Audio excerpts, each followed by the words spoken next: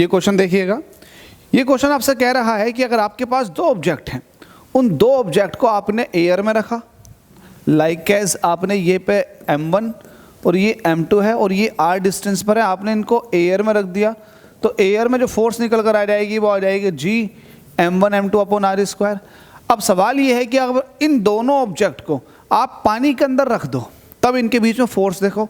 तो अगर मैं मीडियम के अंदर फोर्स देखता हूँ तो गाइस ये मीडियम के अंदर जो फोर्स होने वाली है वो सेम होती है। एक्चुअल में जो ग्रेविटेशनल फोर्स है ना वो मीडियम पे डिपेंड करती ही नहीं है। आप छत के नीचे हैं, छत के नीचे भी ग्रेविटी इतनी ही लगा रहा होगा सन जितनी इस छत के बिना मुझ पर ग्रेविटी लगाएगा।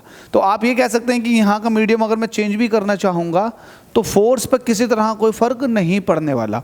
अगर मैं ये कह रहा हूँ कि आप यहाँ पर कोई फ्लूइड भर दो और इसके अंदर आ जाओ तो ग्रेविटी फ्लूइड पर भी और आप पर भी उतना ही फोर्स लगा रही होगी जितना बिना फ्लूइड के आप पर फोर्स लग रहा है।